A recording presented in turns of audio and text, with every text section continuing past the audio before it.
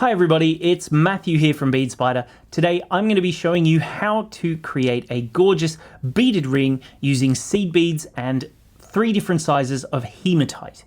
I've got a 2mm hematite, a 3mm hematite, and a 4mm hematite. I'm also going to be using some lovely rose gold seed beads in a size 10 made by Preciosa. And of course, if you have never seen our channel before and you haven't done so, make sure you hit that like button and subscribe to our channel. We've got plenty of videos for you to watch, but today, this one, it's about using herringbone stitch in really creative ways to make this gorgeous ring. So let me just show you what the design actually looks like. So this is it just here. Here's that nice finished little ring.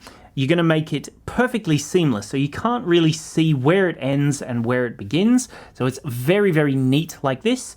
Again, you've got that gorgeous sort of coloring in the center as well to really make it pop against that sort of lovely rose gold. And then once you're happy with your sizing, which I'll show you exactly how to do that towards the end, you can just pop it on whichever finger you want to wear it on, and there you go.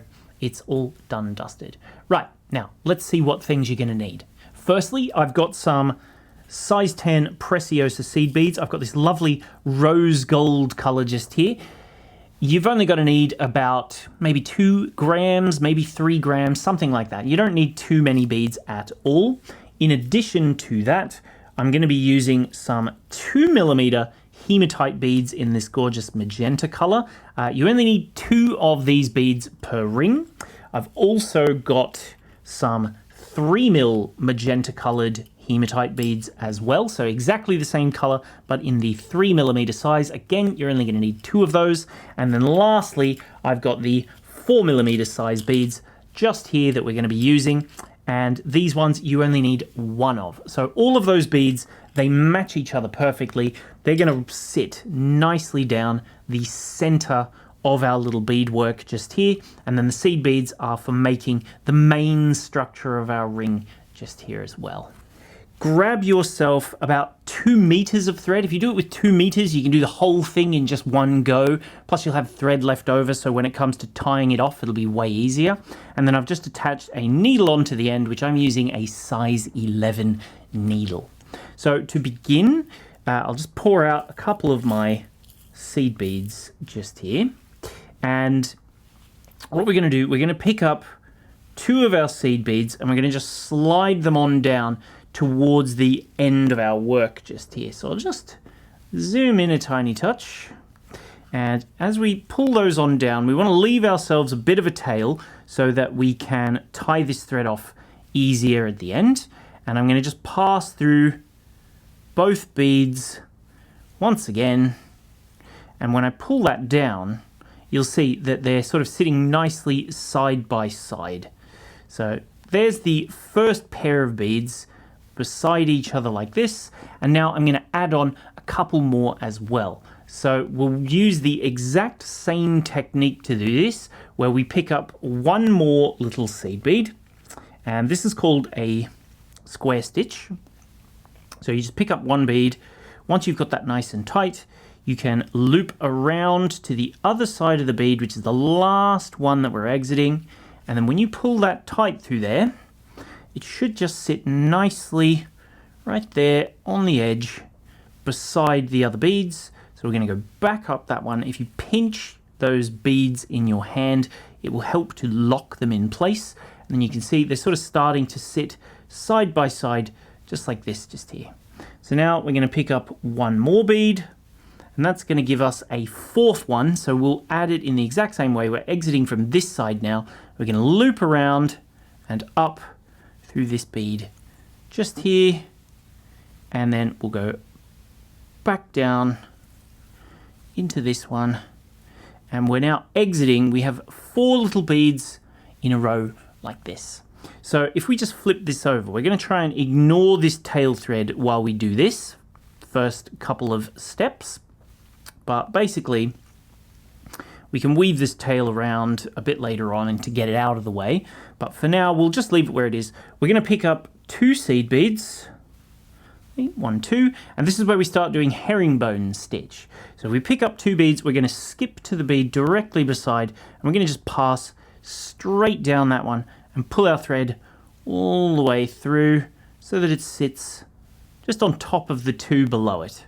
Now pass up through that bead beside, and as you pull that tight, you'll see we're now in position where the other two beads are. So again, we're going to pick up 1 and 2. I'm going to pass down this bead beside like this, and that's going to add on another little pair of beads just sitting on the top here.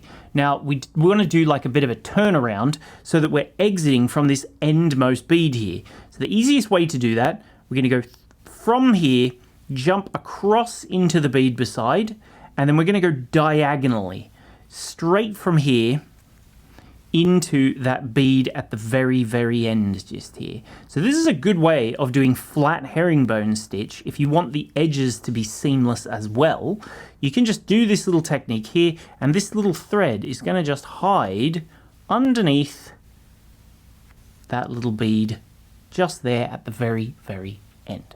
So now as we continue along, we're going to do our next little herringbone stitch. So again, we're going to pick up 2 seed beads, and if you find it easier, you can flip your work over. So again, let's just ignore that tail thread, which is the one below, and we're exiting this bead just here now. So we're going to pick up 2 more little seed beads just here. I'm going to pass down just the first bead beside. So pull all the way through there so that that one sits nicely on top of the beads below it. And then we're going to pass up directly through the bead beside, and that's going to sort of lock these 2 little stacks of beads to each other.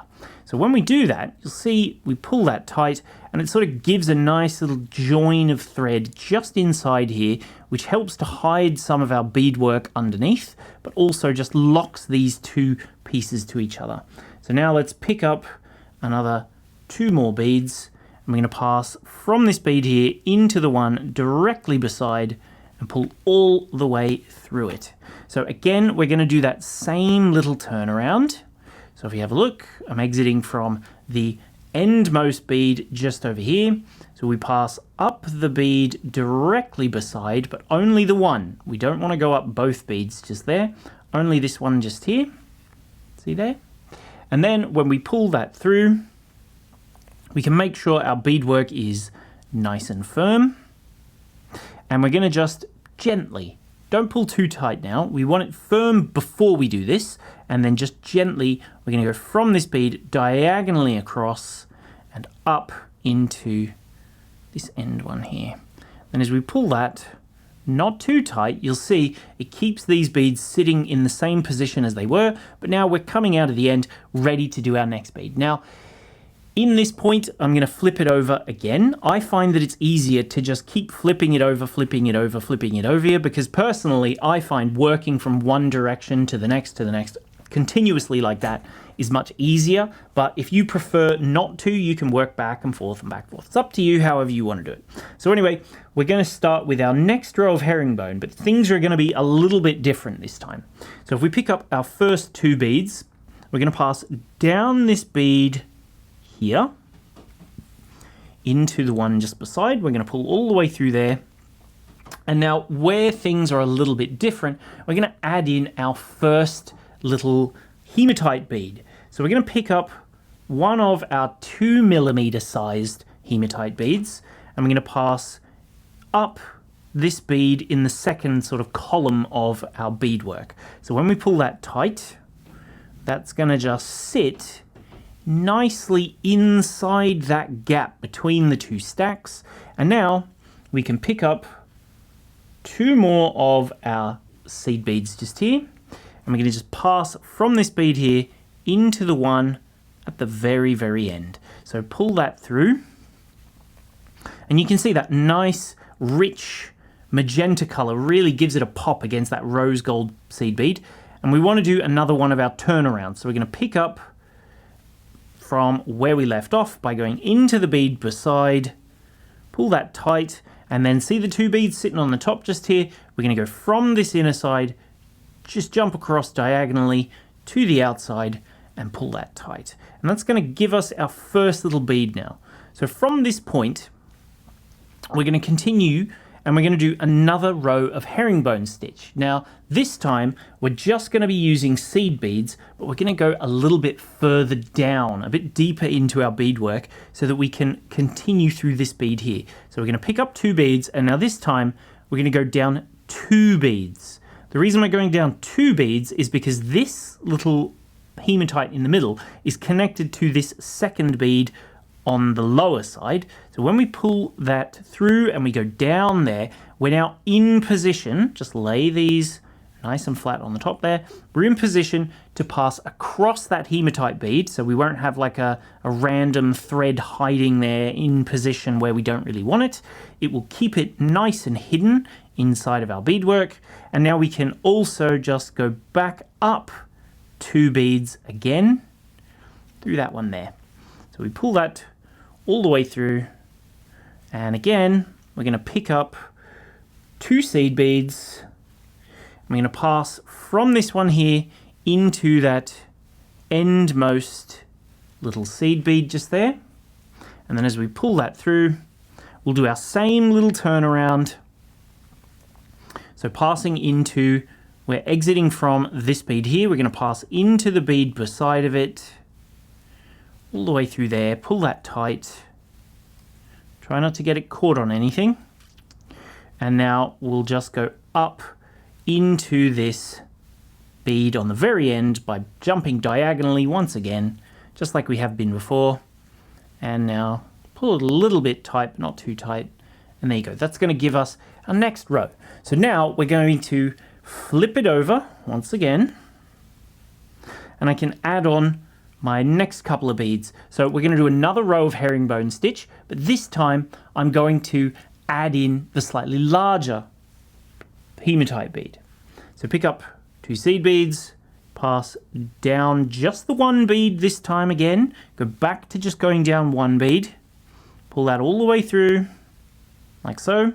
Then we're going to pick up our 3 mil hematite bead, and we're going to jump across and into the topmost bead over here. Now the reason we went through the slightly higher one is because then it gives us space. If you have a look, this space is perfect amount of size for that little hematite to sit in there. If we tried to attach it to the one below, it would be too close to this little bead and it would all be bunched up. So you can pull that tight and you can see it just gives it a nice little bit of shape. There we go. So now we'll pick up 2 more of our seed beads, and we're exiting this bead just here, see? So we'll go down the bead beside and we'll do our same little turnaround process as we've been doing all along. So pull that through there and up the bead beside. I'll give it a nice firm tug to get it beautifully in position like that. And then I'm going to go diagonally across into this bead here, and I'm going to pull that up there, and that's going to give us our next one. So now if I flip that over, we can do our next row. And once again, we're going to do just the seed beads this time. So seed beads into the bead beside, but down 2, so that we're in position to go across that hematite bead in the same row. So up there and up 2 seed beads. So I've only gone up 1 so far, and up 1 more.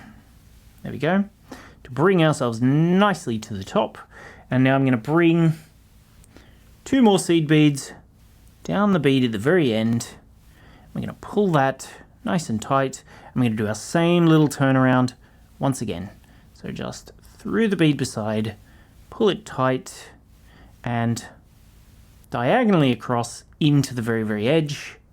Just give it a nice, loose, gentle sort of tug to get it nicely in position. It's creating this little V shape. So now we'll flip it over, and now that we've got 2 rows above, we can add on our next little hematite bead. So again, we're going to pick up 2 seed beads, down just the 1 beside, pull it all the way through. Now we're going to pick up our 4 mil hematite bead that's going to fill this space just here. So we'll go up into that bead beside, the very top one on the other side there, and then we're going to pick up 2 seed beads, 1 and 2, pass from this bead here into the one beside, so I'll get it nice and firm now, down there, pull tight, just get it nicely positioned, up the bead beside, and diagonally across once more. There we go.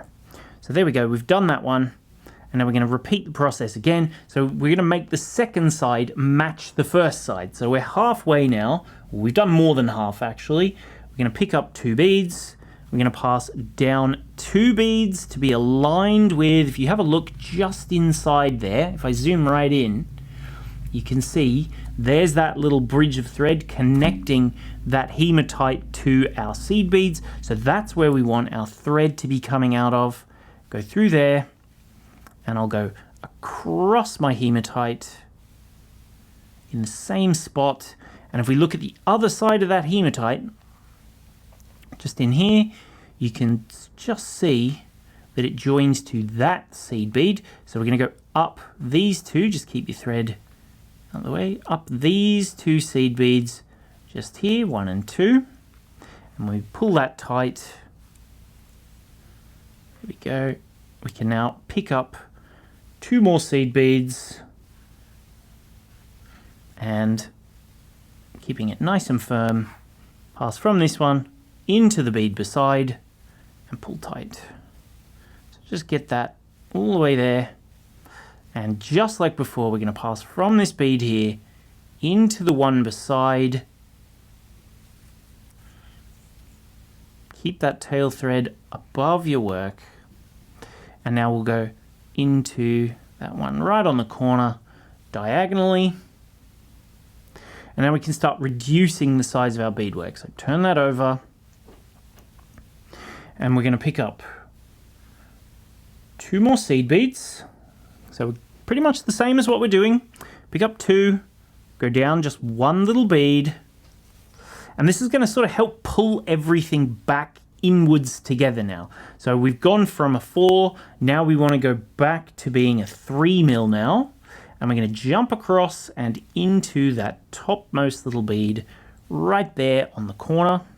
And as we pull that tight, that's going to bring this all back in together like so. I'm going to pick up 2 more seed beads, and we're going to do the same process, exiting this bead into the one at the very end.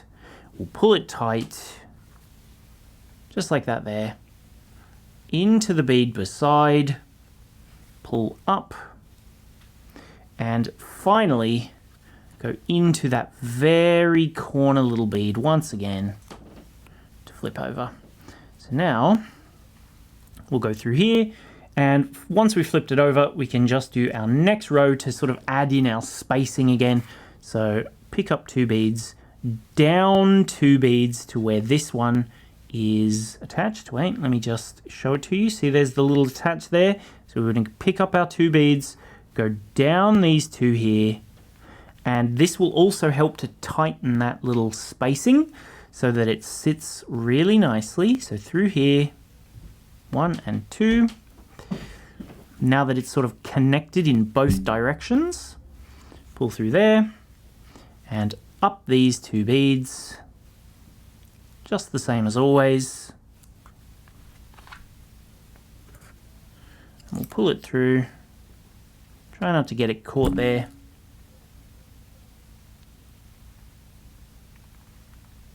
There we go. And we'll do another 2 more.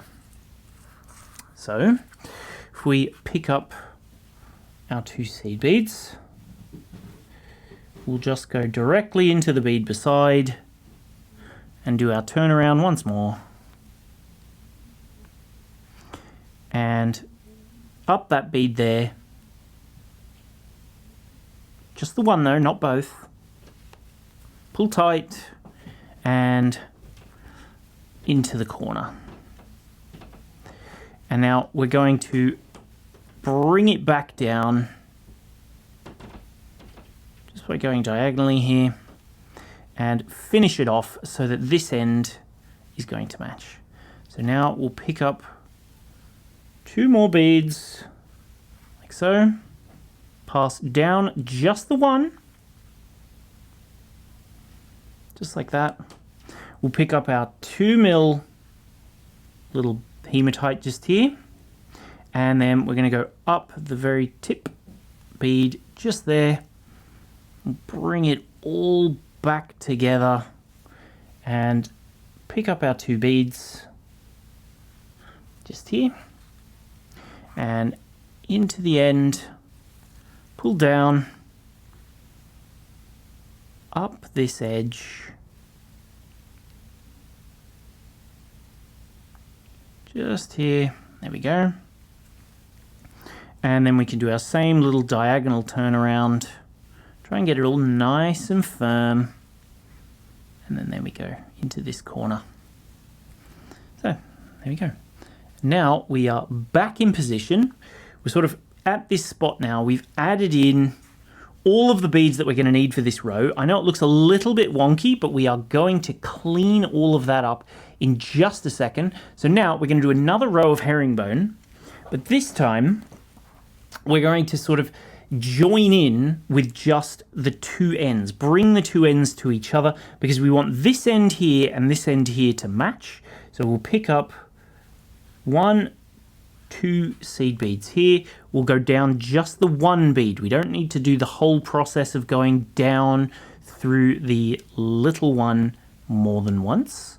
So just add on that 1 bead there. We're going to jump across, and this is going to sort of seal it closed. The handy thing is that this also sort of helps it with like a bit of curvature in this direction. See that? As you're pulling it tight, it's sort of giving you that ring shape, so it's going to fit nicely on your finger later.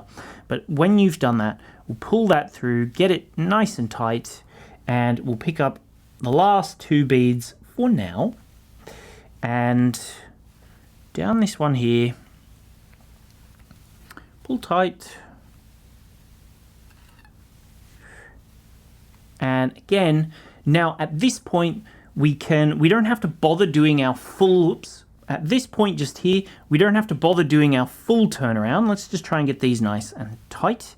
We can go from here. We want to make this side match exactly to this side. So we're going to stitch all of these beads together. So from here, we can just sort of go up into here, and we're going to just stitch them all into the bead directly beside them, to sort of square stitch one to the next, to the next, to the next, just to give it that nice final straight line to match this other end here. Now, if you've got a bit of space there, we can fix this up as well in a little bit, but let's just pull this one down here, go back up into here as well, and then see how that just closed that little gap up. We're exiting from this bead again. Let's go back down into here, and up into the one at the very, very end. We can pull that tight. Now, like I said, you can go back and fix this little bit just in there if you really want to. The easiest way to do that is to just go down these 2 beads here, but this is not necessary, to be honest. Go down these 2 beads here, back up these 2 here,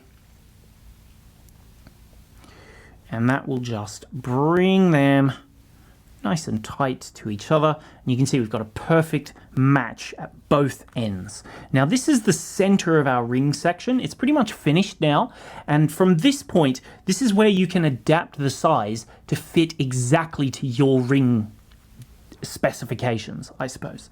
So I'll just bring myself back to the end of my work so that I can begin doing my herringbone stitch. So it doesn't matter how tight you make these little end bits just here, it's going to be all nice and good in the long run, but this gives us a nice seamless finish by having made this part symmetrical. So there we go, we have this here now. So now all you have to do is just do herringbone stitch. So what we've been doing all along, pick up 2 beads, down the one beside of it, and pull tight up this bead here, and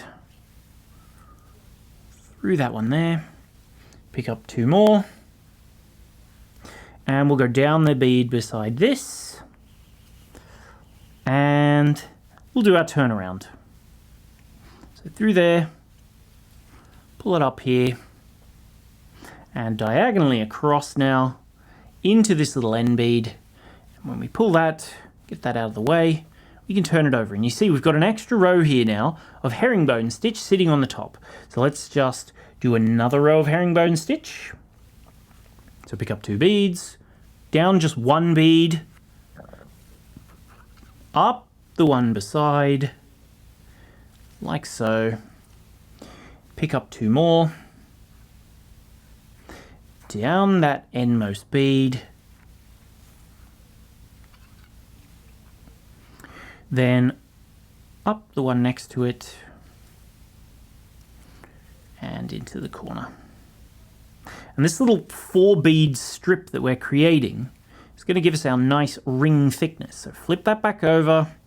I'll do one last row and then I'm going to jump ahead just so that you've got the gist completely. So I'm going to go from this end, pick up 2 beads, down just the one beside it, pull it all the way through, and up, then 2 more, into the one at the very end, pull tight, and we'll do our little edge turnaround once again, and get that back into the corner, pull tight.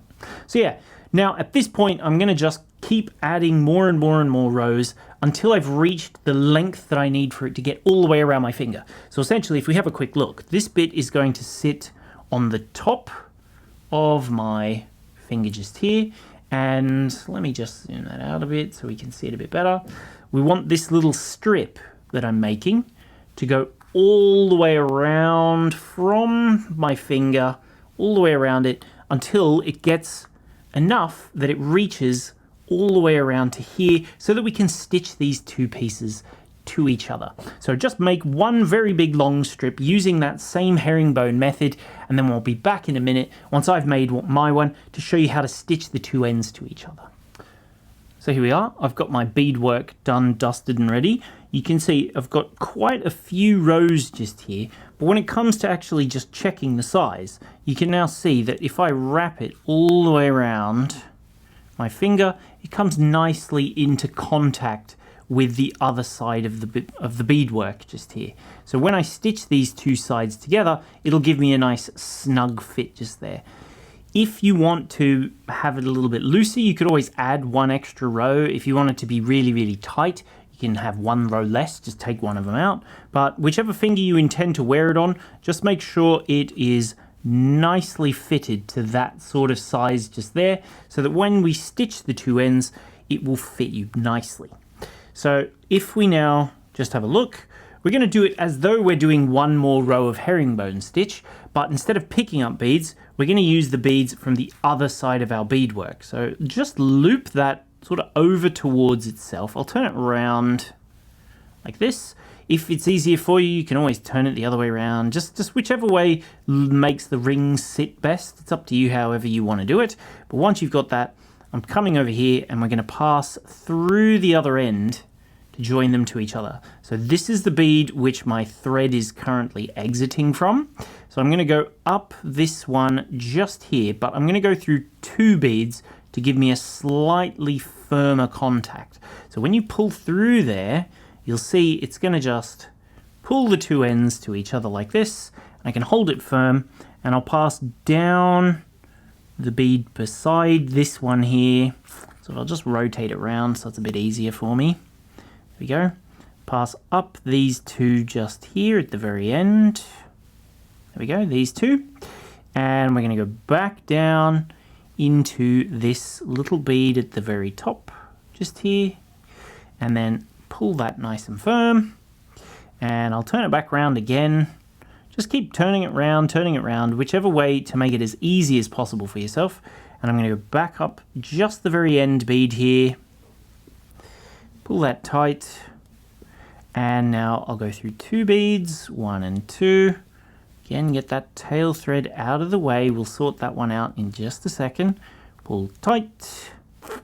And I'll turn it around again just to make my life even easier. And we'll go 1, 2, into this bead and the one below it even, because that'll allow me to do like a bit of a turnaround process. There we go. And you can see that gives us now that I'm exiting just here, a perfectly seamless ring strap. Because the way that we did it was that we made our little piece over here exactly the same here and exactly the same here. So once we start doing herringbone stitch from one to the other, it becomes completely seamless. You can't really see where it ends and where it begins. So I'll just go back up into here, and if you want to, you can go back through that same thread path once again, just to really firm it up. Go through one bead only to do the turnaround, of course. There we go, so through there, get that tail thread out of the way, and this should just help to keep these two sides nicely joined. So diagonally across up to here. I could even tie these two threads together if I wanted to, just to make it really, really firm, which maybe I will. Maybe that's a good idea. While I'm here, why not? No harm in it, just tie one to the other. Just left over right. Pull once, and we'll go a second time just to really secure it. And then I'll weave the two threads off, and then that will finish this little ring off. I can just cut these threads away. So there we go, cut that there. And now, let's just weave into our beadwork. So it doesn't matter which way you want to go. You can go up, you can go down, you can go left, you can go right. I think I'll go up a couple of beads just to pull the knot that I made sort of away from my beadwork. You can even, if you want to make it sort of more ridged toward the edges by going through this section here and then going through this section here. It's up to you. I don't know. It's entirely up to you how you want to do it. But basically, we're going to just tie some knots. So go underneath the bead that you're currently exiting. Wait, let's zoom right in so you can see what I'm doing here. There we go. So if you have a look, this is the bead we're exiting. So we'll go underneath just there. There's a little path of thread. And as we pull that through, we creates this little loop. See there? Wait, let me just pull my second end of my thread out of the way. There we go. And then as we pull this through here, that's going to create a nice little loop, just trying to line it to this bead here. And then as you pull that tight, that creates a nice knot which hides inside the beadwork. We're going to do that a couple of times. So through just a couple more beads, I don't know, 3, 4, whatever, doesn't matter. And then just underneath that beadwork. You don't want to pull too tight just because it might play with the shape a little bit of your work. So get that tail thread out of there. There we go. And then pull that tight. And now I'll just go through a couple more. And I think this will do for this thread. I might just cut this one off. So now I'll just bring in my scissors. And you can do more knots than just 2 if you want to. But once you've done that, we can do the same thing with this other thread just here. So I'll weave this one sort of sideways and backwards a little bit in the opposite direction. So there we go. Onto that little tail thread. Just thread that needle onto there. And now if I go backwards, this one can go in the opposite direction. Go down a couple of beads. And I might even go diagonally because it's definitely easier to do this process on the outer edge of your work. So just gently here. We don't really want to pull too tight because it'll deform the shape of our ring. So we want to keep it relatively loose when we're doing this, and we're going to tie our knots nice and tight onto here. So through that loop again that we just created, pull, pull, pull, pull, pull, pull, pull. There we go. And we'll do it once more. Do a few more beads. And under there. Try not to stab yourself with the needle. It's always a good idea. So we'll go through there. There we go. And as we pull that through, there's that loop. We can go back through there and just pull tight, and that's going to give us enough knots. Let's go through a few beads, and we'll grab our scissors, and we'll just snip that off. And now you have one perfect little beaded ring, ready to wear, done and dusted. Looks great. And as I said, you can see it looks absolutely seamless. You can't see where it begins and where it ends. And because my thread was about the same color as my seed beads, again, you don't see that thread anywhere as well. I mean, maybe if you were this close to it, really, really close and really examining, you might see the threads, but otherwise, it just looks like a gorgeous little beaded ring there. So I hope you enjoyed that little tutorial. If you haven't done so before, make sure you subscribe to our channel. We have, I think, around about 50,000 subscribers now, and growing ever more. So make sure you hit that little like button and subscribe to the channel, and then click that little bell to get notifications so that you can come and watch me next time. So thank you all very, very much for watching. I will see you all soon. Have a lovely day, and I'll see you later. Thanks very much. Bye-bye.